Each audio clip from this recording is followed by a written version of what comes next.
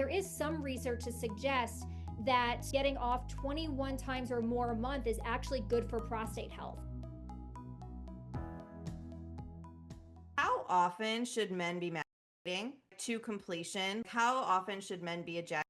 That's a really good question. That's another age-old question. That's like Yeah. the $1 million question that everyone wants to know. And I'm going to give an answer that's supported by research and then also a very unsexy answer. And Yeah. I'll start with the unsexy answer first, if you don't mind. So the Sure. unsexy answer is it depends. It depends on what works for the guy. Or I was seeing a patient earlier today. He's in his 50s and he travels internationally all the time. And he said, Amy, when I'm traveling, my just like go-to is I go to the hotel and I masturbate. And that is how I go to sleep. It is how I calm down. It's how I take the edge off. And I feel like that's really healthy for me because I'm not going to the bar and drinking when I'm Yeah. traveling. And I'm like, I think that's the best way of coping and of putting yourself to sleep is by masturbation. And so for him, he does that very regularly, and that's very healthy for him.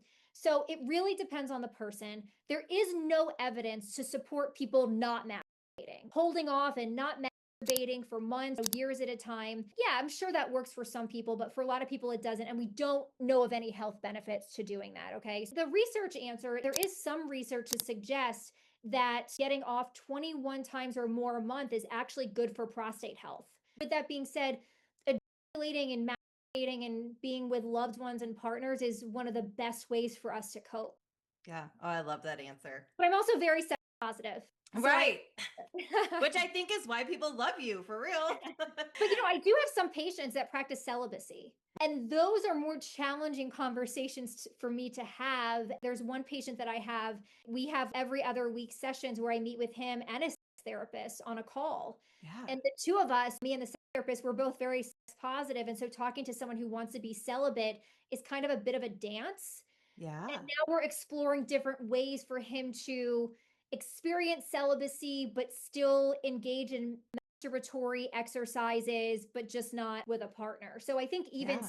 celibacy has a lot of different layers. Oh, definitely. I love that you brought that up about like collaborating with a sex therapist.